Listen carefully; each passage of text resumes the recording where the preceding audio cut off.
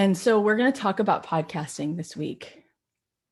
And, the single thing that has grown my business more than anything else is a podcast.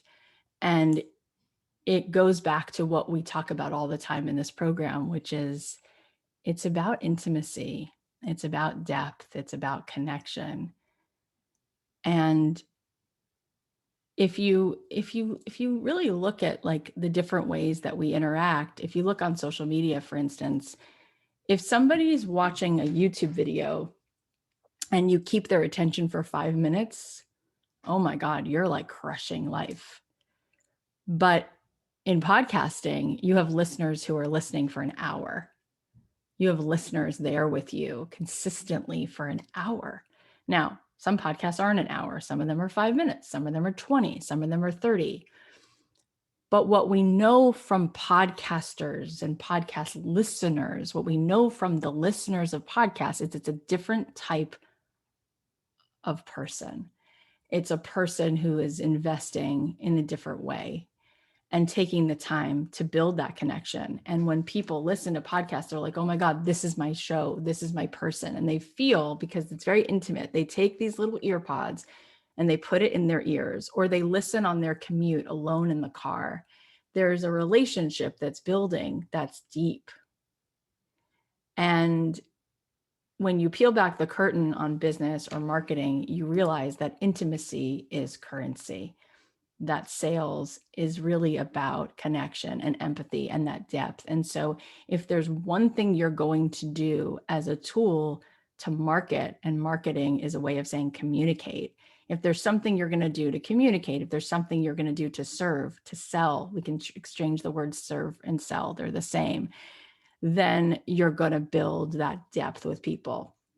And you're going to share your story, and you're going to start where you are and just know. And here's something I want to tell you, sort of in the quantum realm, is that what I hope that you're starting to learn as we go through this, and Melissa and I were talking about it on a Zoom call this morning, you can't really separate creativity, spirituality, and business. They all go together they're swimming in a vortex together.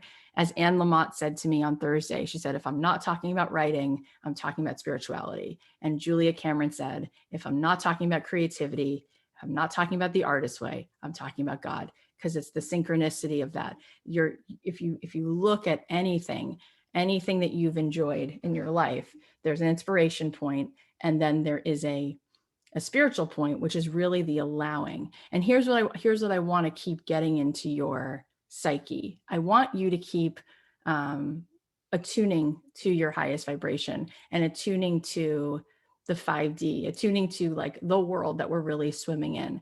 And so I come at this from spirituality and quantum physics and Joe Dispenza and Deepak Chopra, and all of that lets us know that we are a vibrational being in a physical reality, but we really are mostly in an energetic reality. And we know that. And one thing I want you to get is that, so in this real reality that we swim in, which is like the sea of possibility, if you want something, if you desire something, it's there for you. It's done. It's vibrationally created. Your job is to just allow it. Your job is to allow it. And so what we feel, what we know from people is that there's a splitting of the energy. Part of you is in the energy of, I want to grow this business. I want to touch these lives.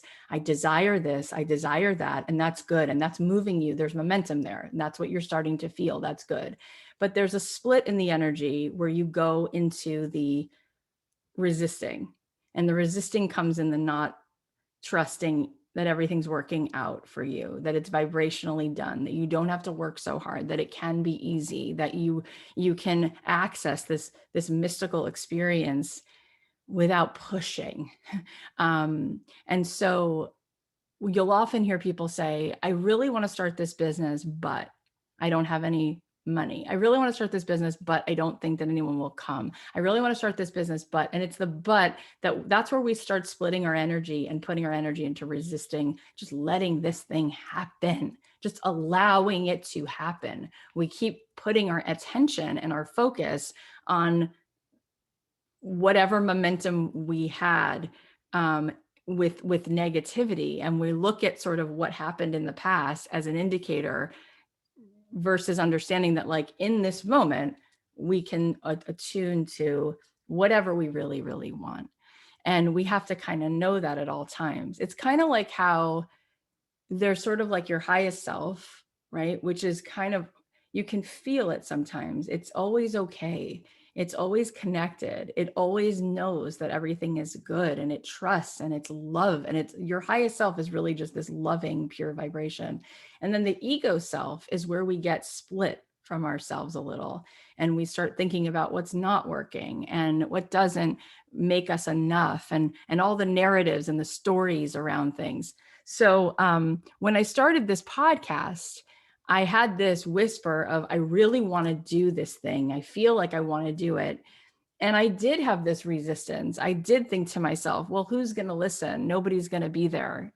And then I just decided to let that go and just allow it to happen. And I remember meeting with this woman, Maddie, who sells advertising for podcasts. And I said, how many listeners do I have to get before I could sell advertising and get sponsors? And she said about 12,000 downloads consistently. And I said, well, that seems impossible. And then I decided, well, what if there is already, what if it's already done? What if just stepping into it is all I have to do? What if I can make room for that possibility to show up by aligning with that possibility, by claiming that, by attuning to that? And I said, I'm not even going to worry about it. I'm just going to do it. And so I did. And this is the story that Sherry Salata tells. This is the same story that Amy Purdy tells. Like anybody I know who's manifesting and creating this life that they want, they're just allowing for their desire to come without resisting it so much. So let's talk about podcasting. Let's talk about building a podcast. Let's talk about how to do it, why to do it, and how to do it well. So when it comes to podcasting, there's about, let's say 20% of it that has to do with the show, and 80% of it is everything you do around the show. So 20% of it is, I decide what kind of a show I'm going to do. Well, this again goes back to let it be easy. Do you have to be an expert? No. Could you decide that you want to talk about marriage and you're struggling, but you want to have real conversations about it? Sure. Could you talk about Nora Ephron movies? Yes. Could you talk about tarot cards? Yes. You can talk about anything you want. Could you make your format that you interview people every episode? Yeah. Could you interview people sometimes and then tell stories about other people the next? Yes. My friend Chris Gillibo does a show where he talks about side hustles. And instead of interviewing people, he just tells a story every episode about somebody who started a side hustle. So it allows him to not even have to set up his schedule and make sure he can, link up with someone to interview. And he decided to do an episode every single day. That's sort of his thing. So 5 days a week, which I also do that now. And so they're like between 5 and 12-minute long episodes. And he tells a story, and it's very inspiring, and people check in and they listen to the show and they hear about somebody who started this thing or somebody else who started that thing. Do they need to hear from the person themselves? No, it's still inspiring. There's a podcast called By the Book where these two women, they read self-help books and then they talk about what they learned from the book, and then they apply those principles to their life, and they talk about how it went when they applied those principles to their life and what they got out of it. And their podcast is kind of a review of these books. There are all kinds of different podcasts, and you get to decide what works for you. My friend Danielle Silverstein started a podcast called Marriage and Martinis, and she had been a listener of Don't Keep Your Day Job. And she said that she and her husband were on the brink of divorce, and there was a lot of issues going on, addiction and gambling and mental illness. There was a lot of stuff they were challenged with.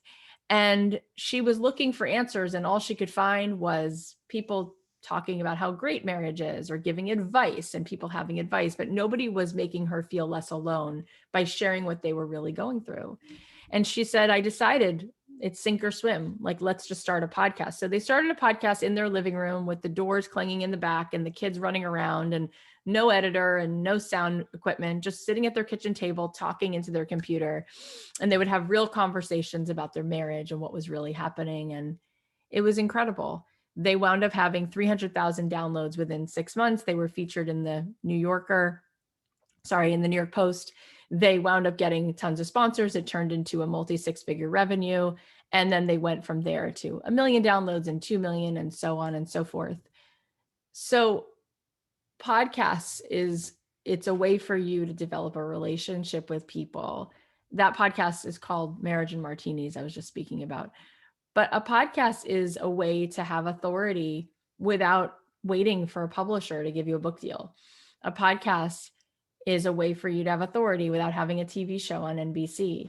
You become a person who is known for something. You care about a topic. You're passionate about a topic. You don't have to have a PhD. You don't have to have a guest. You don't have to be long form or short form. You get to decide how you want to do this. But I would say speaking out your story is so much more powerful than you know. And the last few times that we've been on these calls together, we heard people talking to us, right? We talked about some of the things that had happened to some of our fellow students, and they were simple stories that moved us very much, right? Because we connected to each other and we felt what they felt, and it makes us feel less alone, and it gives us incredible insight into the human spirit. So I really think that these stories need to be told. And I've just seen with my own experience that when I first started, I thought that people would listen when we had a famous guest on the show. But our most downloaded episodes do not correlate to our most famous guests. Our most downloaded episodes are me talking about how to stop overthinking, or me talking about losing a child to trisomy 18, or me talking about struggling with fear. And then we've had some amazing guests on who've had great download numbers and success. And it usually correlates to how great the story is that they told, not to how famous they are. And that's important information for you to know. So what I always say to people when they're about to set up a podcast is I say, first of all, everyone should do it. Like, if you have a business and you want to be in business, to miss out on having the podcast, it's not worth it to miss out on that, because we're in such a saturated world. There's so much coming at us. If you really want to fly above the noise, you need to create depth, and you need to create quality content that creates connection with people. And so that's what the podcast allows you to do. And what's really powerful about having a podcast is your podcast then becomes the content that you can repurpose for everything else that you do. So if you have a podcast and that's your core piece of content, not only is it quality and interesting and vulnerable, and it's easier, right? People get writer's block, but very few people get talker's block. It's a let it be easy kind of approach. You can enforce, you make it all the things that you want. But let's say you have this podcast and you decide you're going to record a podcast every week. Well, then you have content to talk about with your email list. Now you have a 1-minute audio clip that you can put on your Instagram. Now you have something that you can talk about in a Facebook group. Now you can show up on Facebook in a group every Thursday. Your podcast comes out on Monday. Now on Thursdays, you could say, I'll be here to do a Q&A about how that went, or what I really meant, or to talk about why I did that episode.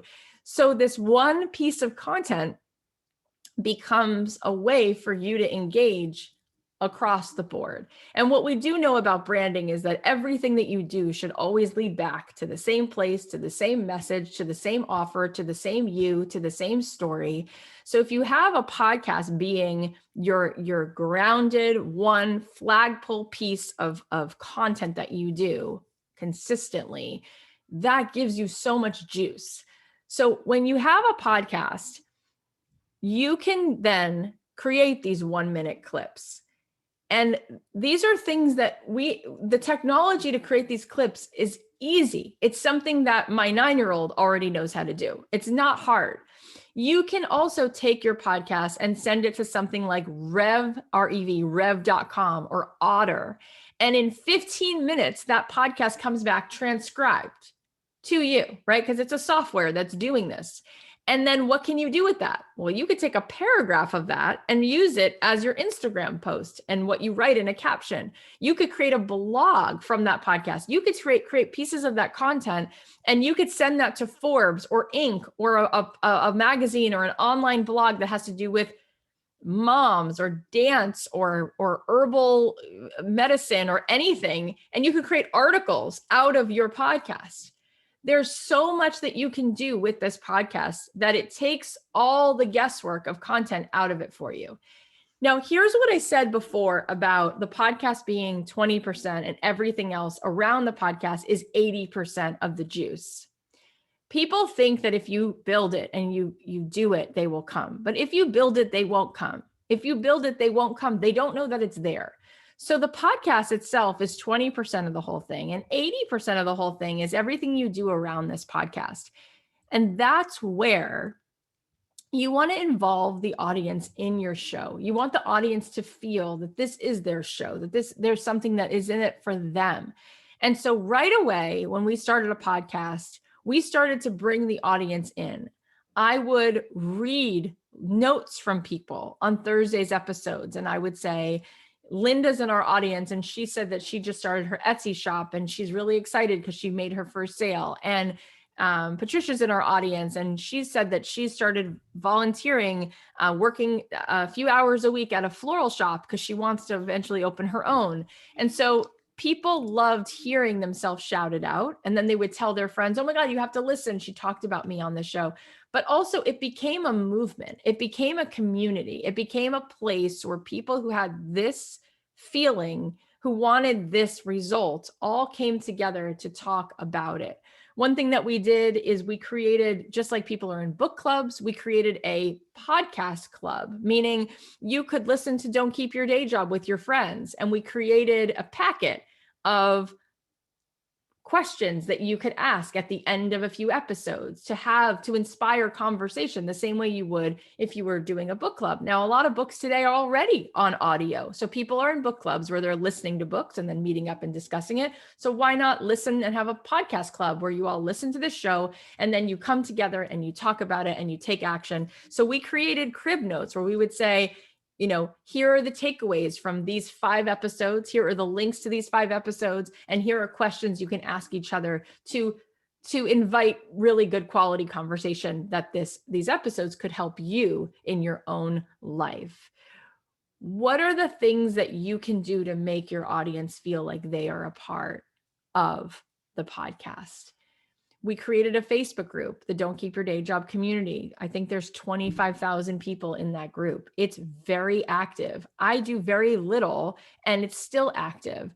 And we do a couple regularly occurring things. We created a Facebook group around the podcast, and we ask people once a week to share their wins. And people post photos of the woodworking they're doing. They post photos of the soap that they're making. They ask each other if somebody knows somebody who might be a good person to help them make a graphic. It's created a community of people who find one another there, and we have fostered that in some simple ways. When we first started the podcast, I did more there. I showed up there more regularly and did Q&As with them and would talk about the podcast there and say, you can meet me over there and so I think that kind of created a little momentum in the beginning.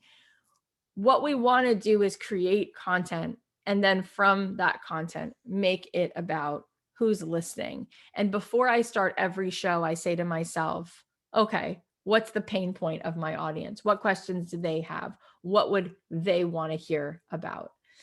So what we did, and this is something that I would like you to think about, is we started our podcast in January of 2017, 4 years ago.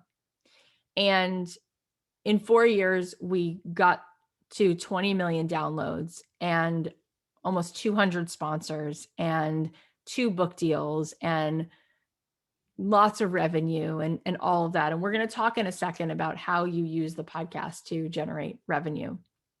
But before we go there, we put this show out in January. But what I want you to know is we didn't start recording in January. We started recording in October. You want to build the runway to this thing. And so what we did is we first came up with like, what is this show about? And when I say we, it was me and Emma. And my Emma, who some of you may have known or seen here and there, she was somebody who was an intern who my friend Tim met on Indeed.com. She had just graduated from Boston University with a degree in communications, and she had said that she wanted to do podcasting stuff. And she started as an intern, and then she became somebody who I hired, and then she became full-time. And then, she started doing really well. And the podcast, it's just kind of amazing what the two of us just kind of figured out. We just figured it out as we went. But we came up with what this show was. We talked it out. And then we recorded 8 episodes before we launched in January.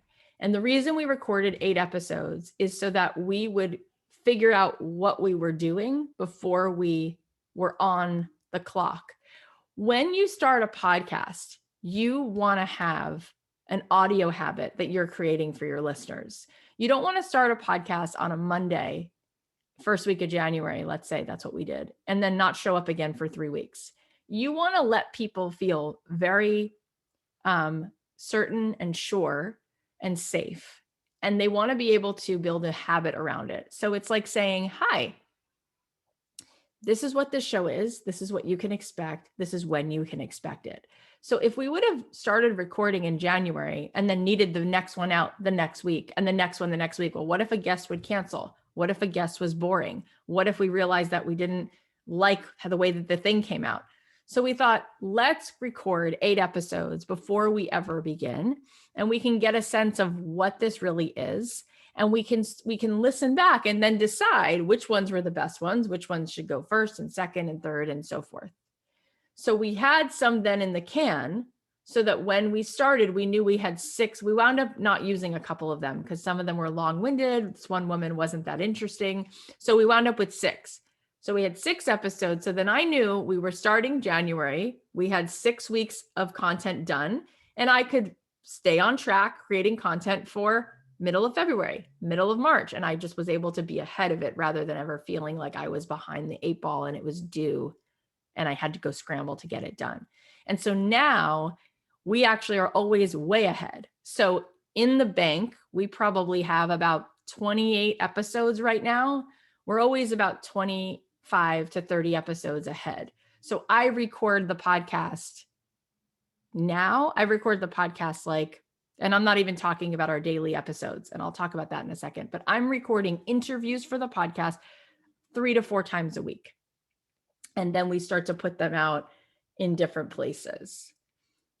What we do every day is we do bite-sized podcasts, as you guys know. So we do an interview on Monday and Thursday, and then Tuesday, Wednesday, Friday, we just give little bite-sized pieces. And those are things, again, that I repurpose. So if I do an Instagram Live, I take a nugget of that and put it on the podcast. If I do something for the Don't Keep Your Day Job community, I take a nugget of that.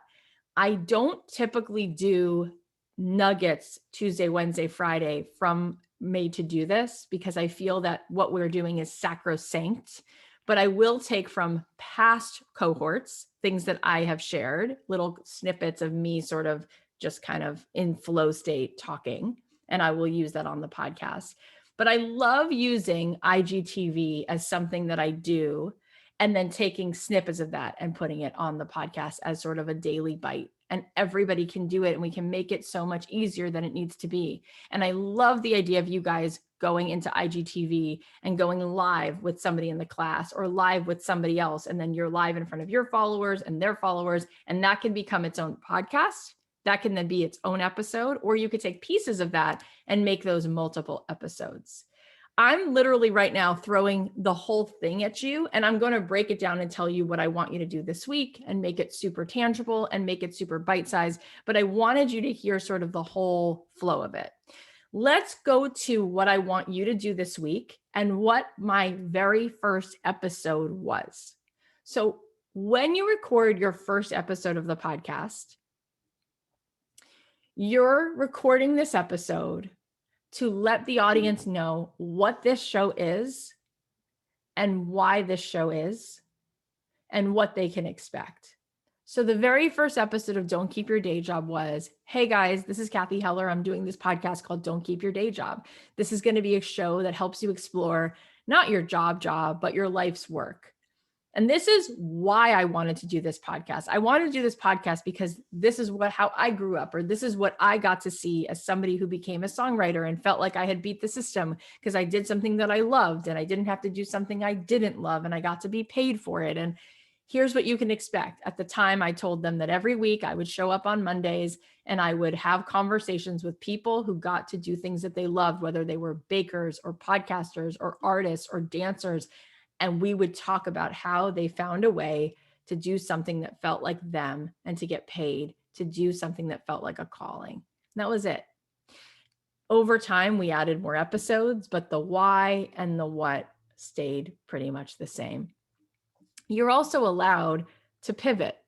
There are people who've changed the name of their podcast and they haven't had to change the podcast itself, meaning you could keep all the same download numbers and down the road realize you want to change the artwork, you want to change the name of it, you want to change that instead of having a co-host, you no longer have a co-host. You're allowed to pivot. That's all okay too. But when you begin, it's nice to start at the beginning and have the first episode be, here's what this podcast is, and here's why I wanted to do it, and here's what you can expect.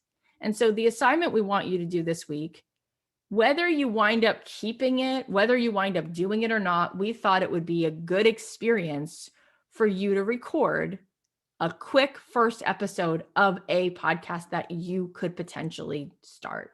And it could be literally as easy as going into your phone, as I do every single night.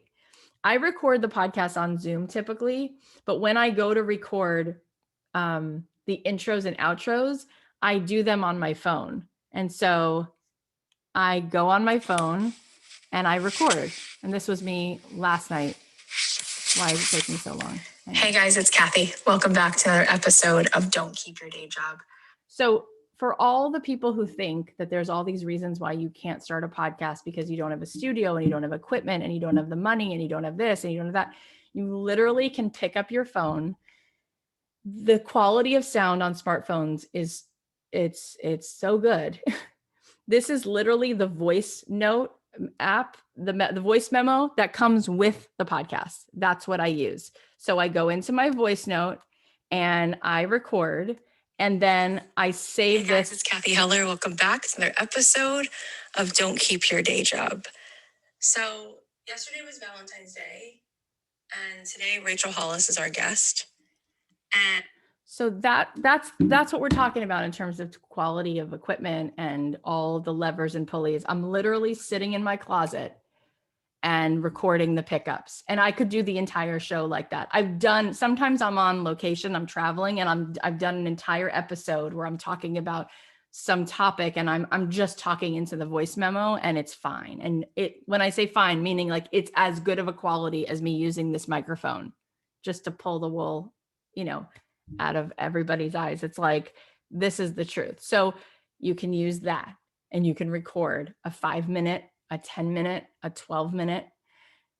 You could also use Zoom, which we're using right now, and just hit record. What I like about using Zoom for the podcast itself is that I get video out of it as well. So then I can take a clip of me and Dr. Phil or me and Harry Connick or me and whoever, and now I can use that video as well to be compelling content for the podcast. And even if it wasn't Harry Connick or Dr. Phil, even if it was just me talking, it's still more interesting to have that as an additional thing that I have, is like, people can see me sharing this.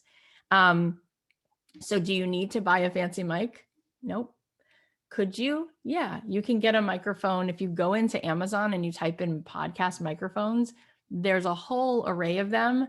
I've never done things complicated. I see my friends and they have like this thing that pulls down and a pop filter. And I know, because I used to record vocals all the time, for my music. And I literally bought a mic that's on a mic stand and I just speak into it. And sometimes I just use my phone. So we don't have to overcomplicate this. But I would like you to think about, if I was going to do a show, what would I do a show about? And if I was going to do a show, what might I call it? And if I was going to do a show, who might listen?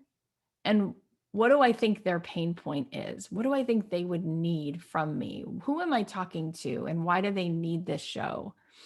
And if I was going to do a show, what format feels easy, feels like the path of least resistance, feels good? Would I want to interview people? Would I want to just kind of talk? Would I want to tell stories? Would I want to have a co-host? Like, what feels good? I would just kind of think about that for a second. And I'm going to give you time on this call to think about that as well. But what I want to say before we go there, which I think will also be good to inform what you want to do, is that from a business standpoint, I hate seeing where people have a podcast that's like they're putting all their heart and soul into talking about how much they love nature, let's say, for instance. And then their podcast is an organizing business. And I'm like, oh, that's too bad. Because if you're going to do a podcast, at least from where I'm sitting, all roads should lead to the same ocean. All rivers should lead you back. So why would you spend that time unless you just, again, there's working hard and there's working smart. So if you want to work smart, and again, in Made to Do This, we're talking about not hobbies, but businesses. So then let's utilize the energy and the bandwidth and the time we're spending on the podcast to make something that leads to my offer. So how can we do that? Well, let's think about it. If our offer is organizing, could we talk about what it feels like to declutter our life? Could we talk about what it feels like to elevate our spaces? Could we talk to people who know about feng shui? And could we talk to people about productivity and how that changes when we start to put things away? I mean, what would be the kinds of topics that we can talk about and have conversation about? And this is where this comes right after last week's discussing of story selling. So we have a story that we tell and we have a world that we create. And then from there, we have an offer. So my friend Natasha Case has a business called Cool House Ice Cream Sandwiches, which I've mentioned before. And I had told you that they went to Whole Foods to do their pitch. And they basically spent the entire time, instead of talking about ice cream sandwiches, they talked about how on the label, on the package, it would say women owned and led. So Natasha started a podcast where she talks to other women founders about their businesses. And then every episode is sponsored by Cool House Ice Cream Sandwiches. So she didn't have to have a podcast about ice cream, but one of the core components of the story she tells with her brand is what the podcast was about. And that leads people then to, God, I love her.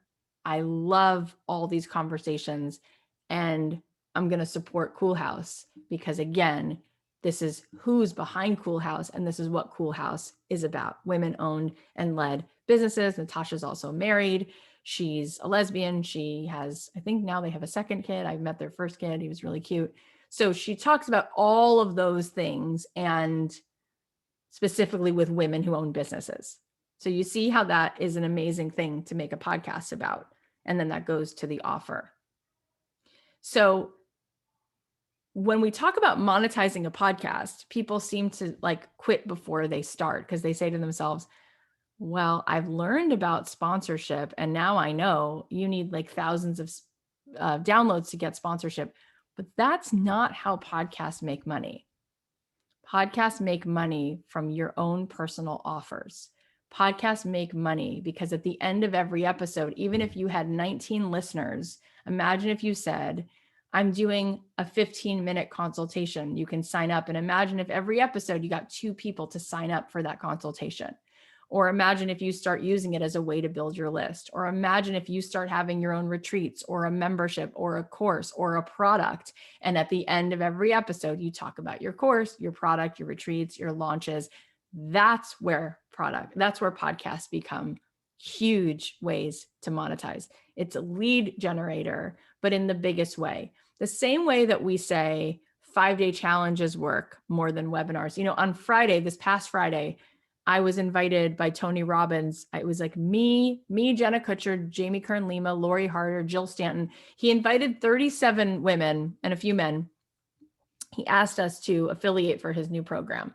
And in the end, I decided I'm not doing that. But what was interesting is that he said, we've learned through trial and error that that webinars, people don't opt in so much to webinars. They like challenges because why? Because of the connection, right? Because a webinar feels like a sales pitch. But if you spend time with me and you just are generous and you give me 5 days of your time in a 5-day challenge, a connection is built. There's a lot of value there. So if you ask people like him and you ask others, why are you focusing so much on podcasts? It's for the same reason. They've come to realize that if they keep building the well before they're thirsty and making deep deposits, it pays off. Oftentimes people do business backwards. They have an idea for a business and then they go out to market to sell it, and it's crickets. It's because there's no relationship that's been built. They went right to the offer.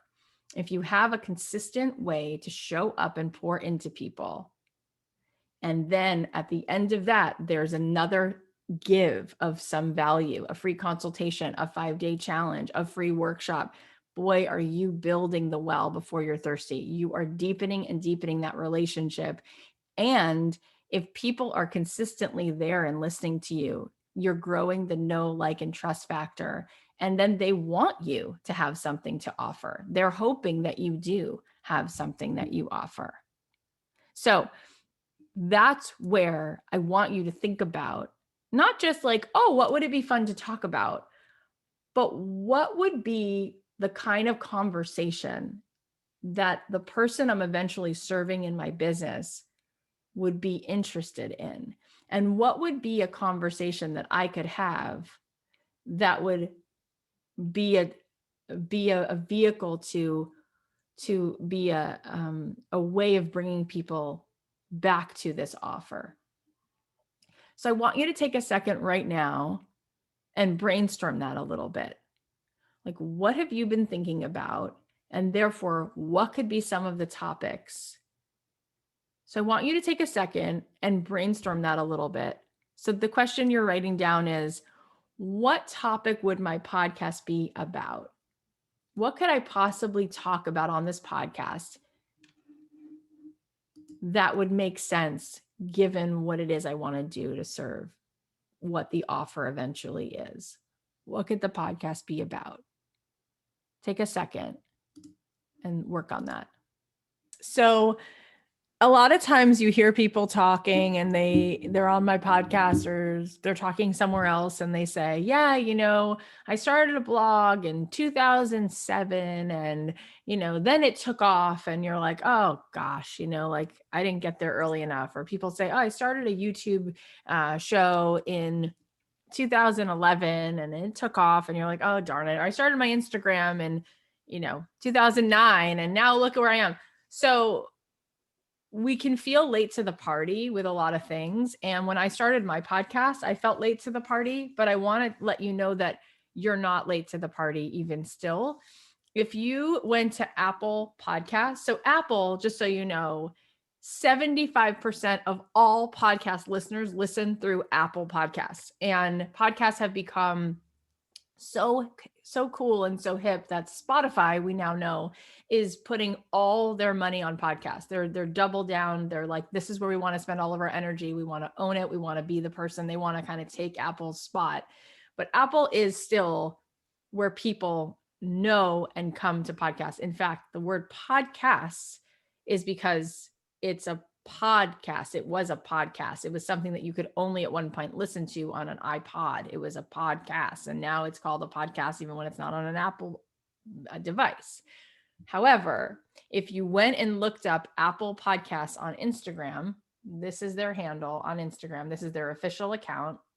They have 46,000 followers.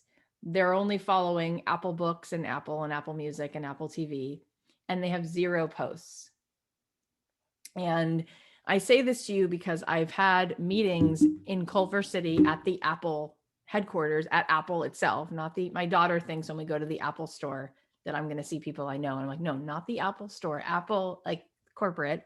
They are in Cupertino, and they're also they have a lot in Culver City. So I've been to that lot a few times, and I've met directly with the people who run Apple Podcasts. And I've been told that they are so amazed and delighted at what's been happening in beta, but it hasn't even launched yet. Like, it literally hasn't launched yet. Apple does everything slow and steady, very methodically.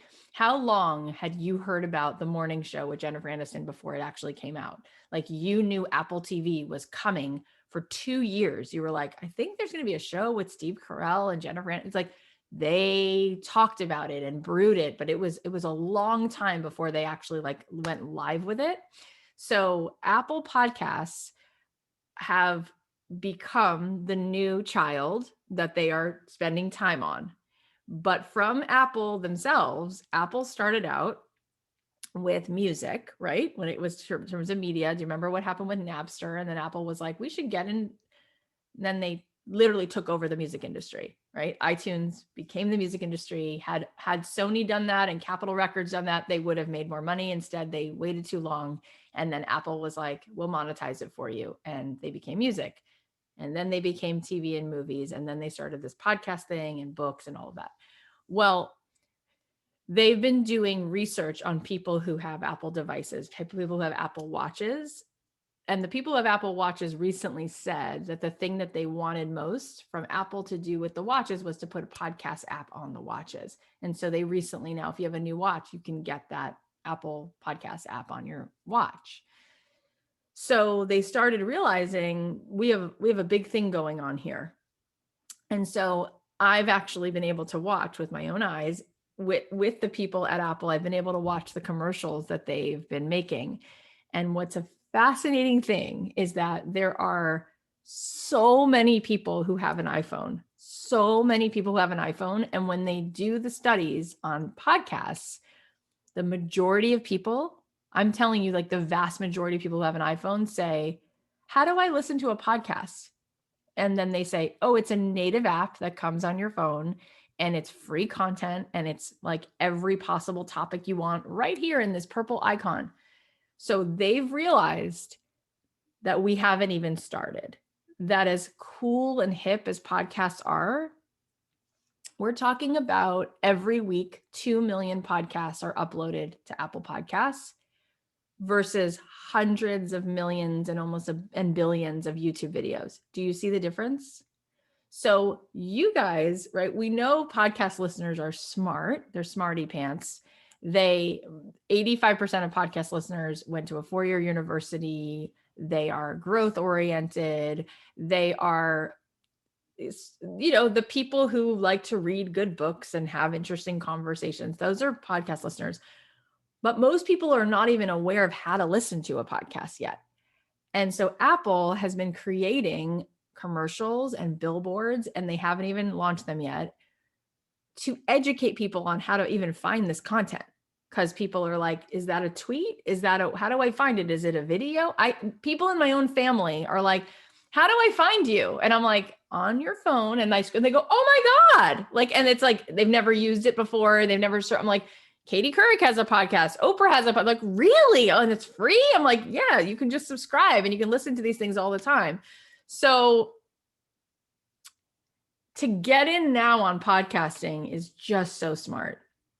So if you go to the podcast charts, I could even show you this. I'll share my screen with you. So I'm going to go. So here's what's so cool about podcasts is that, here, let me just share my screen. So you see my screen now? You see the podcast? Okay.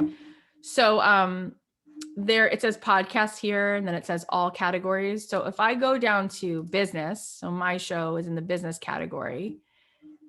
So it says top shows. Okay. Oh no. La question c'est Princeton quoi. Okay. It says top shows, news shows, careers, investing, management, marketing, entrepreneurship. Okay, so if I click on where it says entrepreneurship, so you have Tim Ferriss, Gary Vee, Rachel Hollis, Ed Milet, Brooke Castillo, there's me. You have, who else might you guys know? I mean, some of you know these people, some of you don't. Nicole Walters, who's so awesome. Jacqueline Johnson from Work Party. Barbara Corcoran. All right, now let's go. Donald Miller's over here. Let's go back to business. And if we go to top shows, so there's always 200. 200 is the number. For whatever reason, they only count to 200 for top shows. So if you go through the top 200, so we sort of fluctuate, but we're always, thank God, since we started, we are always on this list. Now, this list is not something that Apple chooses. This is based on downloads. This is based on your audience. Your audience is making this happen. That's why it fluctuates every day. Sometimes we're 27, sometimes we're 55, but we've not left the top 200, which is fantastic. But the reason I show this to you is because if you start a podcast, you're not in a sea of a gajillion podcasts. And then what happens is, if your podcast does well, all of a sudden you know, here's a girl who, me, right? I'm not on a podcast network. I'm not on Wondery. I'm not on Podcast One. I'm not famous. I didn't come into this with 500,000 Instagram followers. I didn't come into this with being a household name. But the fact that I could become relevant then all of a sudden to other podcasters, it has opened my network up in a way that it's so valuable. I can't even really qualify it or explain it. But what happens is, once you have a podcast, then other podcasters reach out and say, oh, I see you have an audience and your audience likes this thing. We should swap. We should be on each other's shows. And I'm just trying to make it very evident that if you try to make a dent in YouTube, you're like, you know, it's like dropping blue food coloring into an ocean. It's like, it's not gonna make much of a spread so quickly. But if you really focused and you wanted to make a dent and get a chunk of that audience in podcasting, it's much more doable. Now, I'm not saying that I'm in the top 200 and there's only 200 podcasts in business. No, I'm sure that there's thousands and thousands and thousands, but there's not millions and millions and millions. And then what happens is, because I become relevant, then in the podcasting space, everybody kind of knows who I am. So when Rob Lowe started a podcast, he asked to be on my show.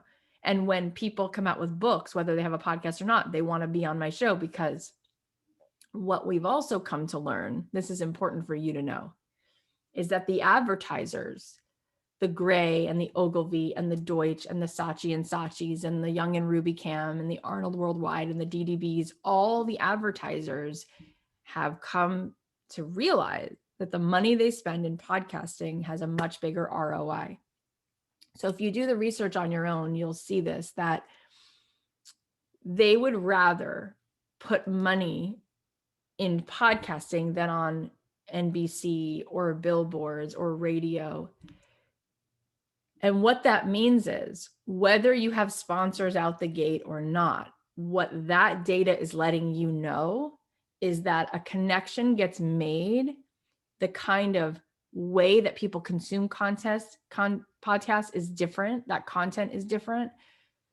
And so they're voting with their dollars, because you build a rapport that's different than somebody who hosts a TV show can build, than somebody who has a radio show can build, the depth of that.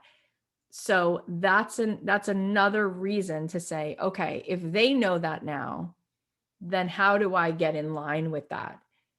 And so, as Seth Godin says, no matter what you try to do with all your bells and whistles, everything is always word of mouth. And so when we want to understand depth versus width, podcasting is that thing that will really help us cement and connect and go deep instead of going wide.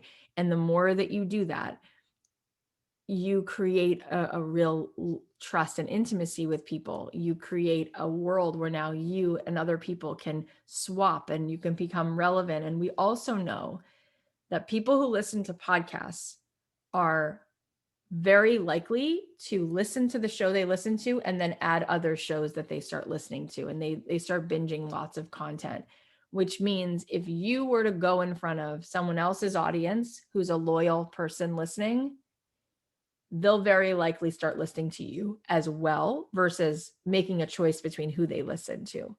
Just like on Instagram, if you spend time on Instagram, the more you are there, the more you don't just follow this person, you also now follow this person. And now you spend more time on the app. They found the same thing to be true with podcasts. It's not exactly the same thing on YouTube because it's a very frenetic space where there's constantly a lot of things running at you all the time, and people multitask it and come and go, and they're on there for like 15 seconds and they leave.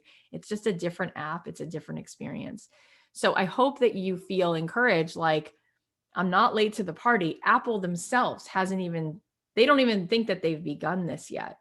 And it's just very exciting to see where it's going to lead.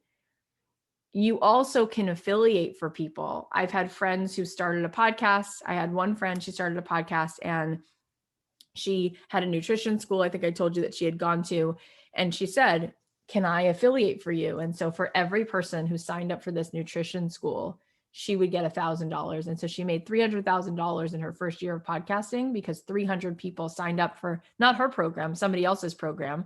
And it's like a $6,000 or something program. And they gave her $1,000. They were like, let's see what you can do with it. So she made $1,000 for 300 people. So she made 300 grand just to talk about this integrative nutrition school that she had gone to. And over time, people signed up. So there are things that you can do like that as well, where it doesn't have to be sponsored based. Does anyone have any questions that they want to ask before we sort of wrap up? Kathy, there's one that comes up that said, how do you, Molly asked it again. She said, how did you promote your podcast in the beginning to start off in the top 200? Like, how did you get there right away? So part of it is, like I was saying, you want to create a conversation around the podcast. You don't just want to put it out there. You want to create a conversation around it. So actually, one thing that we did before we started is we created a Don't Keep Your Day Job Facebook group. And we started talking about this conversation about, do you love what you do? And what would you love to do if you could do something else? And so what kinds of conversations would you want to have about this? And what are the things that you're wishing you could learn more about? And that conversation started. And then we put out the first episode. And then we went back into the Facebook group and talked about it and said, if you like this, tell your friends to listen to this with you.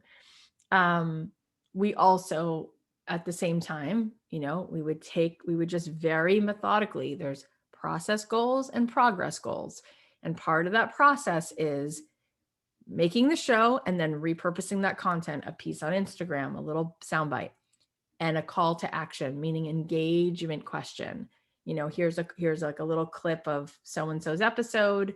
We're talking about this, and then asking people, type a cherry emoji if you want to hear more about that, or if you also wanted to ever start your own bakery. So those engagement types of things. We didn't do marketing. Like I think about how fascinating it is and how well we've actually done, considering we don't have billboards in Times Square. We don't have ads in magazines. And getting on other people's podcasts was also huge.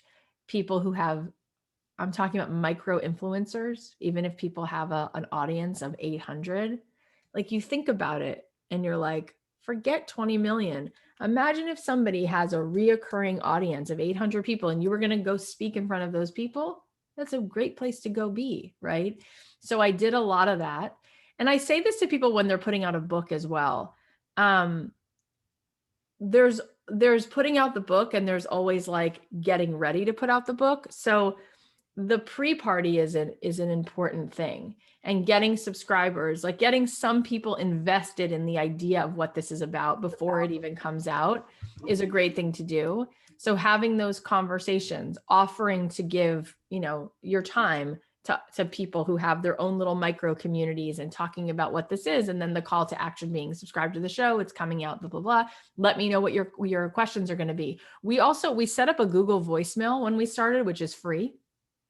You can get a phone number through Google voicemail and you can say to people, I'm starting this thing. We're going to have this conversation. Feel free to call in, leave a message. Let me know what you're thinking about. You can write in, here's an email address, starting to get people engaged.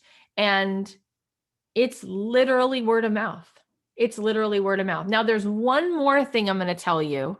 There's one more thing I'm going to tell you for marketing, which is Apple featured us so many times. And when I say featured us, I mean on the homepage of Apple where there's like 9 shows on the carousel in that like horizontal image. And I want to give you a tip of how to have that happen for you. So Apple is going to always have a carousel that has flagpole content, meaning if it's Black History Month, you're going to see that those shows have to do with that. If it's Valentine's Day, you're going to see that those shows that they feature are relating to that as well. If it's back to school time, you're going to see that. If it's an election, if it's inauguration week, you're going to see political shows and things that have to do with that. Is this making sense? So that means you know ahead of time what Apple needs from you. You could look at the calendar and you could, there's certain things that now you might not know that Black Lives Matter is going to come up the way it did last summer, right? There's certain things that they might hold everything and put all the focus on that. You might not be able to see that with a crystal ball, but you could see other things. You could know when Thanksgiving is coming. You could know when it's women's breast cancer awareness. Like just be aware that they're on board with the collective, with what's the focal point for us as a whole. And why I say this is because we think about this, and actually, I just realized like we haven't talked about this as a team in a while. I think partly because we feel that they've been so generous to us that I've like kind of like stopped reaching out to them about this particular thing. But what we did consistently for the first 3 years of having a podcast is every 2 to 3 months, we would be like, okay, what's the next big thing coming for the collective? And what type of show could we do? And let's send it to them. So there's a way to pitch to Apple, and Apple doesn't care if you're famous or not. And Apple doesn't care if you have 12 listeners or 12 million listeners. Apple cares that the content that you're making is telling the story they're trying to tell on that particular day. Does that make sense? So we've done a back to school episode. And what you do is it's easy to find this. You Google it. That's how you do it. But you can figure out what the dimensions are of that artwork that they put on that scroll thing. And you can go into Canva or hire someone on Fiverr if you don't want to do it yourself. And you can make a piece of artwork that would line up with whatever episode you're going to be doing for whatever time of year or whatever thing you think so we made a back to school episode once. And the episode we sent them is that we were going to do an episode on what they don't teach you in school. And we did, and they did feature it. We did another episode with Tamara Mellon, who created Jimmy Choo. And that was about women-owned businesses during women, the month, they're talking about women's stuff now even. What else we did a New Year's episode, New Year, New You. And we made a piece of artwork that was like, a calendar, and some of you saw it, and some confetti. And it was like, don't keep your day job, new possibility, new year, new you. And we sent that. Now, when we send that like 2 months ahead of time, because they're not making it up on the spot. They know what they're about to pitch. They know what they're doing, but they're constantly looking to feel that they are relevant to all of us. They actually love it when you are brand new, because they're all about diversity and they're all about supporting artists and creatives. That's not the bar to entry. We've sent them stuff where we're like, we have Matthew McConaughey on, you should feature it. And they're like, Not as interesting as when you said you had a back to school episode. They didn't need Matthew McConaughey. They have that stuff all the time. It's not that interesting. What's interesting is, can you make an episode of the podcast that has to do with something that's going on in real time?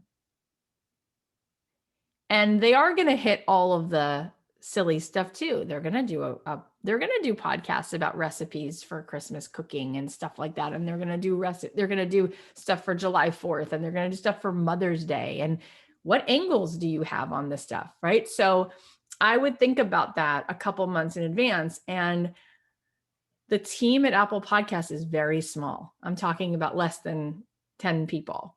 So if you tweet at Apple Podcasts, if you DM at Apple Podcasts on Instagram or Twitter, they see your message 100%. So if you think ahead and you're like, I'm in this for them. Now, what would I have you do? Think about it this way. You don't send Apple a message and say, so I know this is coming up. What episode do you want me to make? Like, no, you already get it done, right? You send them something that they can respond to rather than asking them to give you coaching, right? So you would have in mind that you were going to create an episode about XYZ. And a couple months ahead of time, you're going to send that over and you're going to say, and here's a link to the artwork so you can already see it. I would also, using the radical empathy approach, look at the artwork that they use. Apple is very visual.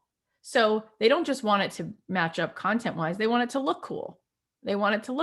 Right? So look at how they use artwork. It's very simple. Do you ever notice nothing is complex, nothing's busy. They're not into busy stuff.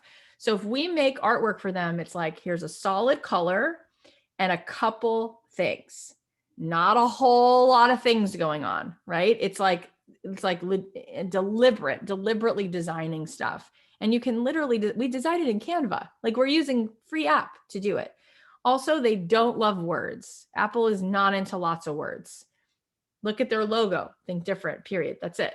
So don't put a lot of words on your graphic. Just put the name of your show and let the artwork show more than tell what the episode is about. And when you DM them, when you reach out, you could say, it's going to be about X, Y, and Z. This is what this is about. Is this kind of making sense? The more you get in the habit of this, you're going to find your way, find your groove. What I can tell you, speaking of getting in the habit, is I forgot what the actual number is, but it's very high statistically that most people who start podcasts, they call it pod fade. They record 7 episodes and then they stop recording. So most people who have podcasts become really successful in the podcasting space because they keep podcasting. This Wednesday is our 400th episode of this podcast. And it's my greatest pleasure. And when I started it, I didn't think, I'm going to do this, but if it doesn't work out, I'm going to stop. It was like, I'm doing this as long as it takes. Like, I'm doing this. And I didn't have an offer. I was teaching a music course and writing music. I was writing my own songs and teaching people how to get into the business of writing songs. I didn't have an offer for my podcasters for like 18 months. It was just a gift. I was just nurturing them. And I was spending money on it actually, because I was very early on, I hired Emma and I started paying her to help me to create it.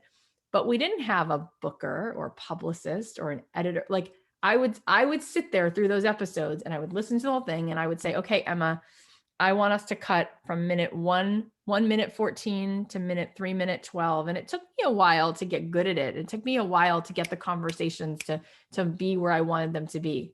And I was just willing to stick in it until that happened. But yeah, we're at 400. We'll be at 400 episodes on Wednesday. And we only started doing daily episodes this January. So that number is a number not mostly made up of little episodes. That's mostly made up of interviews. We did 2 interviews a week until January when we started doing like now daily episodes, but mostly that's interviews and big conversations and things like that. Does anyone have any other thoughts or questions before we wrap up? Melissa. I have a question. Am I allowed to ask? Sure, you're already there. Okay, thank you. Okay, how important is the title for search purposes? Because I want to do a podcast about the Camino or through walks in Europe or just long distance hiking adventure. And I Googled like walk the world or women who walk the world. But there are few already taken, but there's only one guy doing a strict Camino de Santiago podcast. I already have an Instagram called Step Into Your Sparkle. And I'm just I want to know from you if that's relevant enough if I called my podcast Step Into Your Sparkle. I've had that Instagram for a while. And yeah, I mean, I think that in general, the podcast should communicate what the show is about. But I think it's, as far as when you said SEO and stuff like that, that has a lot to do with the episodes themselves. So when we put descriptions of the episodes themselves, a lot of times we'll say how to start your own bakery, how to overcome whatever, because SEO lends itself to the words how to. That's what's searched for often. And then Apple really doesn't like when we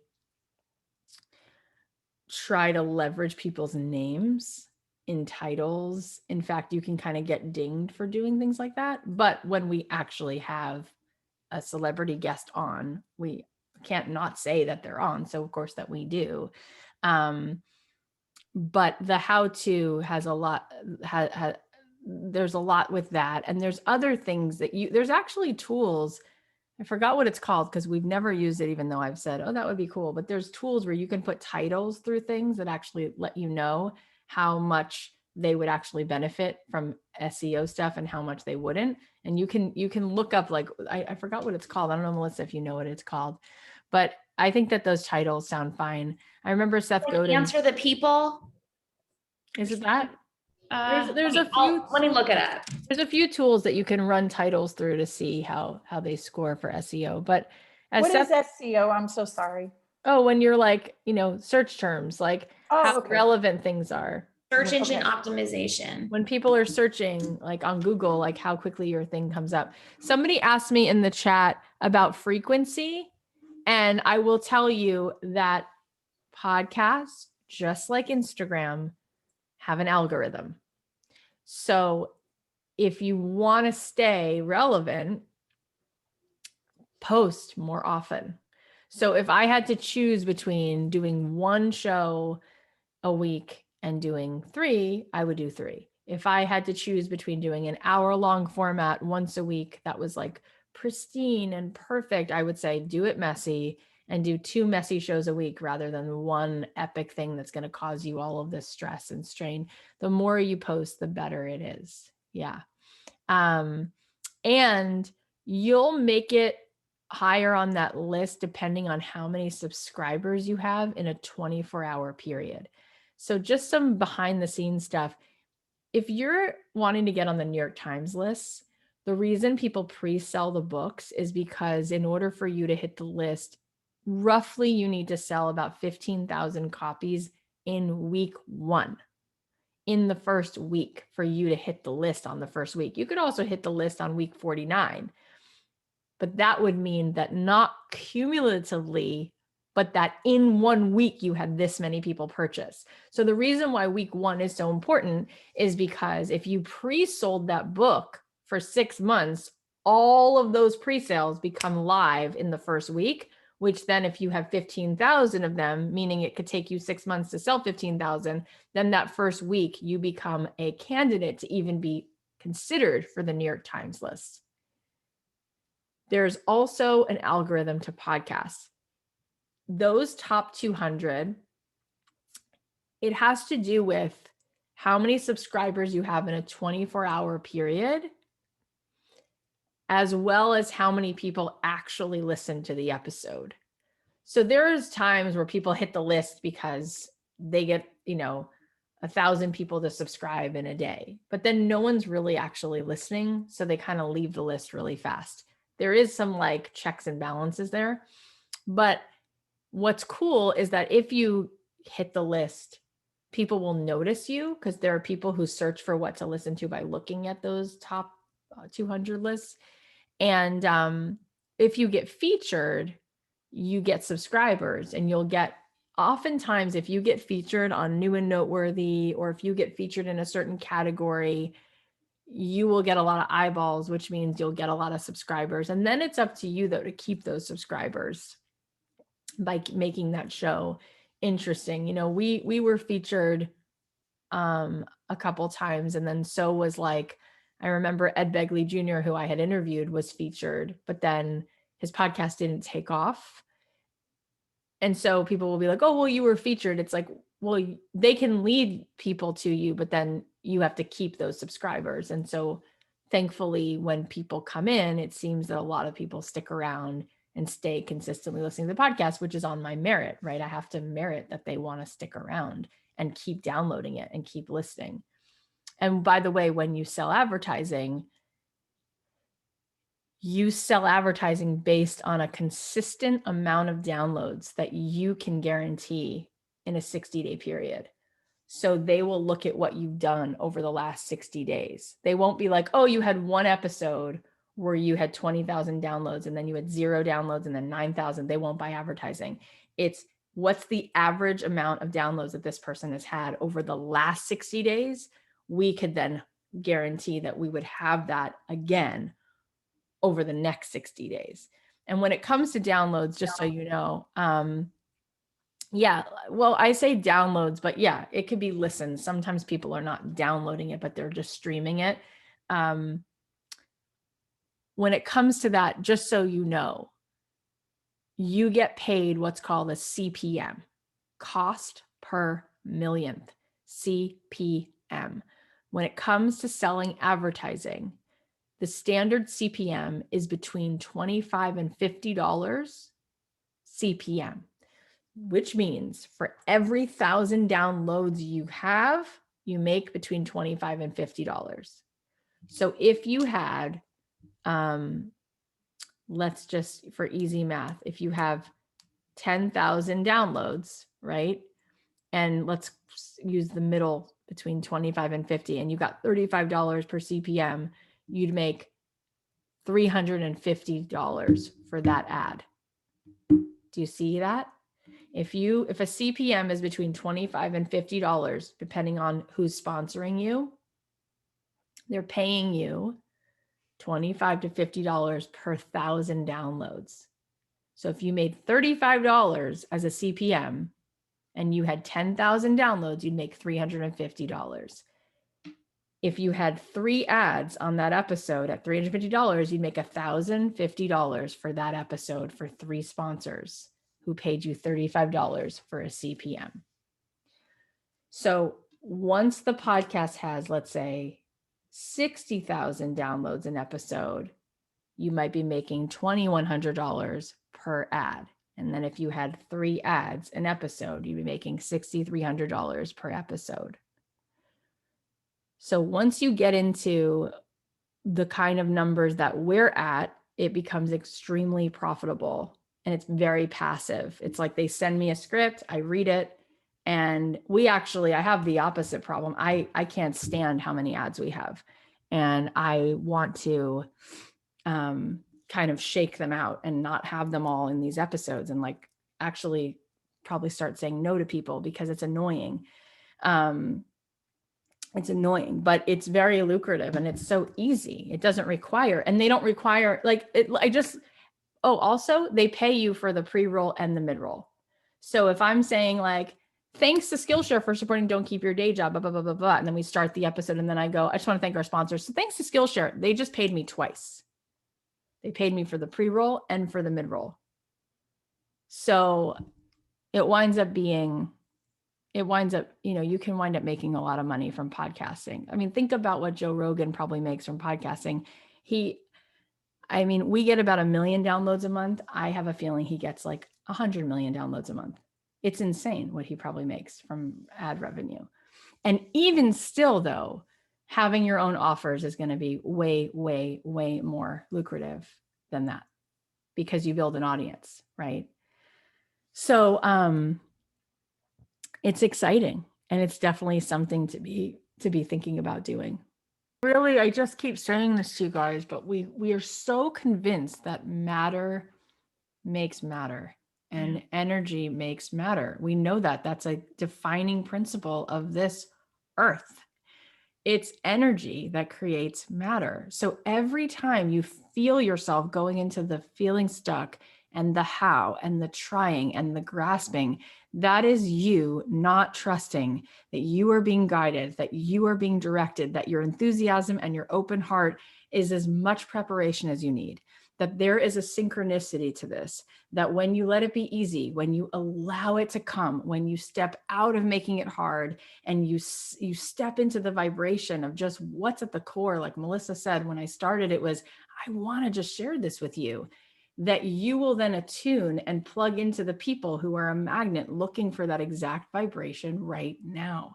That if I turned on the radio, I would turn it on to a particular station, right? I wouldn't turn it on to every station at one time and listen to every Sirius XM radio station at once. I couldn't hear anything. So I would attune to one station, which means a radio is a receiver for a frequency. And that frequency then literally comes in. We have to just attune to the frequency of allowing in this awesome thing that we desire, which means step out of the grasping and out of the how and just plug into that state where it feels good, where you trust it, where you're allowing that blessing to come. And as you dance in that place, that vortex will lead you to exactly where you need to go. And that's all that it really is. And anybody who gets it winds up becoming somehow spiritual, because you can't deny that there's so much about it that's it's energetic. Look at who's attracted to this program. We're all in the same soul cluster. It had nothing to do with, you didn't come out of that challenge with me and go, you know what? I learned 15 things and it's worth it. It was like, it wasn't even a logical decision. It was just like something about this girl and me are vibrating in the same place, and it's moving me forward and it's moving me home, and I'm going to do it. And here we go. And that's how you've fallen in love with anything. And that's why I'm here with you and not with everybody else. And it doesn't matter that they're not here and you're here. I was meant to be here with you. So the people who you need you. They're looking for you. Let them in. Let it come. Share from your heart. The vibration of your heart is what is going to make this happen. I told you that on a off chance, I was uncomfortable at Podcast Movement walking the floor. It was weird. Everyone's like schmoozing. So I left and I walked into a hotel across the street. I left the networking and wound up sitting next to a guy with a white t-shirt and jeans, and we chatted. And when he walked away, he handed me his card and it said his name, and underneath his name it said head of Apple Podcasts. I walked out of the networking room because it felt weird, and I walked to the hotel next door, and it was a quiet lobby and there was 2 couches, and I sat down and I started talking to this guy who was also the only other guy who had a badge that he had been at the Apple conference. I said, it was too much. And he's like, it's so much. And he's like, I'm from the Midwest and I'm from Chicago and I'm like a real person. And we started talking, and he could have been anyone. And he became my biggest advocate. And I just trusted that I would be led there. It's happening for you. Tell yourself that every single second. It's all happening for me. It's all working out. And then you will calibrate to the things that are working out, and you will only see what feels good, and you will be directed there. And while everyone else is so busy being worried and preoccupied with the how, you'll fly way above that noise into a vibration of what feels good. And you'll meet all the other people who are ready to feel good and connect and have meaningful conversations. And you'll skip the line every time. Trust it. You wouldn't be here if you didn't have it. It's done. Just allow it to happen. So your assignment this week is to record episode 0. And I actually wouldn't recommend that you put it on Apple Podcasts, because I would like you to take a page from my book because I do think it works. And if you finish that assignment this week, I'd like you to think about a time in the future where you could circle on your calendar that you're going to put out episode 0. Maybe it's, let's see, today is the 29th. So maybe you decide to put out episode 0 June 1st or May 1st. I don't care. Or May 3rd on a Monday. Doesn't matter. And between now and then, after you record episode 0, you record 6 or 8 episodes so that when you launch, you have what to launch with. And then you just keep going and rinsing and repeating. That's what I would recommend. But all you need to do by the end of this week is open up your voice recorder and give me 10 minutes and start messy and start where you are and trust the freaking process because it's here on your behalf. It's working for you all the time.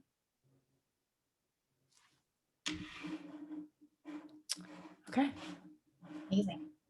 So we'll be back on Thursday and we'll do some of this together. We'll do more of this together on Thursday. So if you feel scared or for whatever reason you don't get to your work, we'll do some of this work on Thursday together. But obviously, I'm extremely passionate about this because it's completely changed my life. And as soon as I started the podcast, it was just amazing. Like the people who call me and the opportunities that have happened and the way I've been able to make an impact. And I didn't have to go get a PhD to do it. You guys are awesome. Thank you for being with us today. Thank you.